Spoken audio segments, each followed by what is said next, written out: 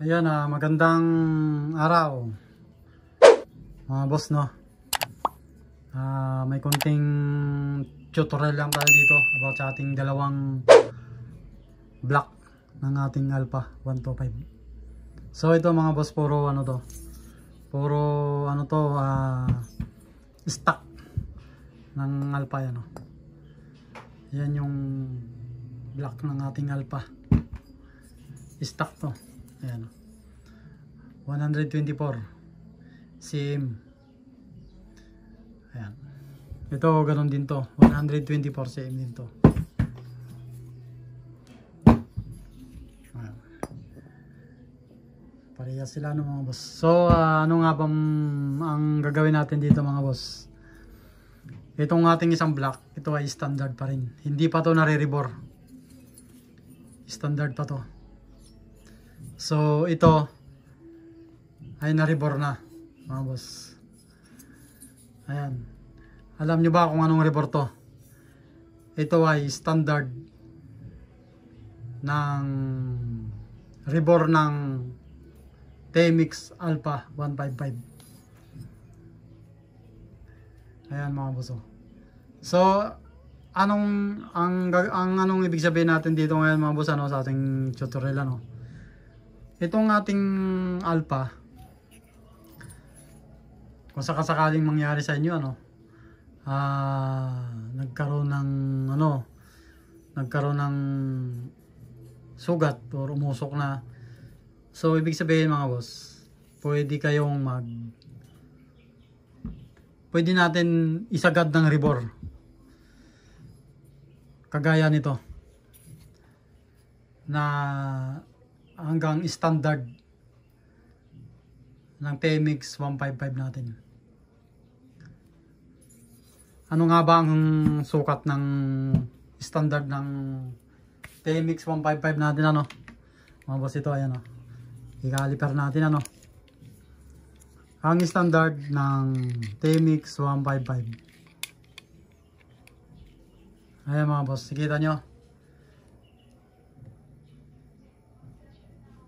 58. Ayan mga boss, 58 yan yung standard ng rebore ng TMX 155. Ayan.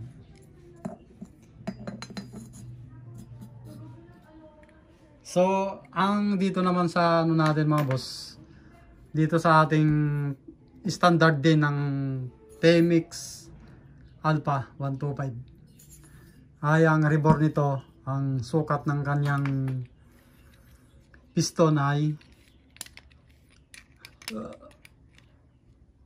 ayan mga boss, 56. Ayan, kita niyo yan, 56 cm yung kanyang rebore. So ibig sabihin maliit, di ba? Ito yung standard niya, talagang maliit ang block ng pang 125 kaysa pang 155. So hindi lang yan ang pinagkaiba doon sa block na 155. Wala kasi tayong block ng pang 155 mga boss, puro 125 lang tong ating block. Ang pinagkaiba pa ng block ng 155 ay mas mataas ito ng mahigit, siguro ko sa ko lang, ng estimation ko lang, nasa mataas siya ng 4 cm.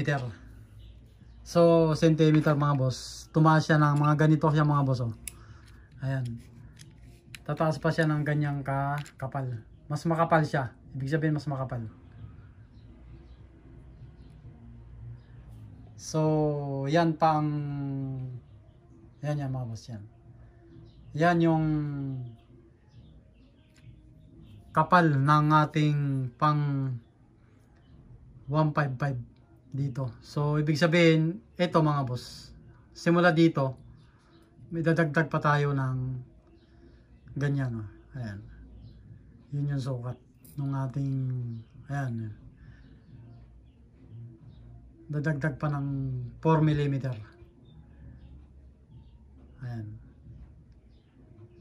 Ayan yung ito yung may dadagdag pa sa kapal ng ating pang T-Mix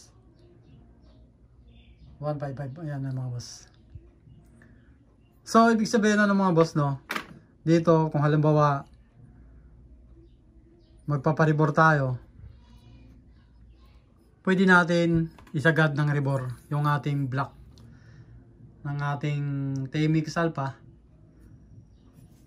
ng kagaya nito na ribor na umabot sa standard ng TMX 155. Papalo siya ng parang i-standard siya ng 58 ang kanyang bore, ang kanyang butas. Kasi ito 58, ito 56. So, pwede natin isagad. Makapal pa siya mga boss. Ayan o. Ang kapal nito nasa ano pa? Nasa 3 or 2. Ayan. Sukatin natin. Ayan o. Nasa 3. Ang kapal nito. Hindi ito naman sa hindi pa nare-rebore. Ang kapal nito ay ayan. Nasa 4. So ibig sabihin kalahati na ang kanyang nakayod ano sa ating tubo. So ayan 4. Ito kasi na-rebore na ng standard ng 155. So halos kalahati ang kanyang nabawas dun sa kanyang tubo. Ito mga boss, kaya to naging 58. Kasi ito ay sinalpak ko rin to sa aking alpha. Baka sakasakaling ang sabi nga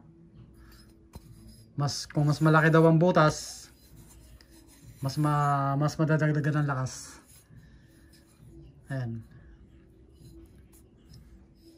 Kaya nagparibor tayo nito ng 58 58 ng standard ng TMX 155.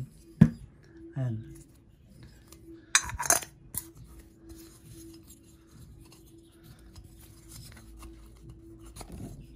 Ayan siya mga boss. So makikita nyo ito mga boss, kasi itong ating piston ano, mayroon ditong ano na, kasi dapat diretso lang yan. So yan ay pinamasin shop lang natin, pinabawasan lang natin dito ng konti para hindi naman ano, hindi siya tumukod doon sa ating cylinder head block, sa cylinder head block niya. Kaya pinabawasan natin para yung doon sa butas ng sa kanyang cylinder head block hindi masyado siyang naka 0-0 ang kanyang doon sa kanyang pagkakadikit no, hindi siya 0-0. So nagkaroon lang ng pinaano lang natin ng allowance. Pero ito mga boss, pwede dito dahil ito galing po sa aking alpha, kinabit ko to dahil nagkano nga ako ng dati, hindi ko pa na full converted yung ating alpha. Itong ginawa ko nun. So ngayon yung ating alpha mga boss ay full converted niya. Mapapanood yun mga boss doon sa ating mga vlog, may vlog tayo niyan kung paano natin pinul-converted yung ating alpha no. So yun. So ito yung ating tinutukoy lang dito mga boss no, sa ating konting tutorial. Sa mga ano, kung ang block nyo ay halimbawa nakailang rebore na, so pwede natin isagad yan mga boss sa standard, hanggang sa standard ng ating TMX 155 58 bore. Yun ang standard ng ating TMX 155. Kasi pag nagpaparibor kasi tayo mga boss sa ating ganito, Yung sinasabi nila, alam mo, galing kasi standard. Rebor ano na yan, rebor 25, tapos next na rebor 50, next na rebor 75, next na rebor 100. So, siguro ko,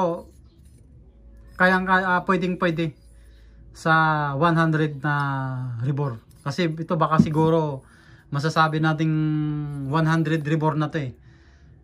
Itong ating ginawa dito sa ating isang block ano. Ginawa natin standard ng Temix 155 na bore. Ito yung ano niya mga boss. Ito yung standard niya. 58 ang bore.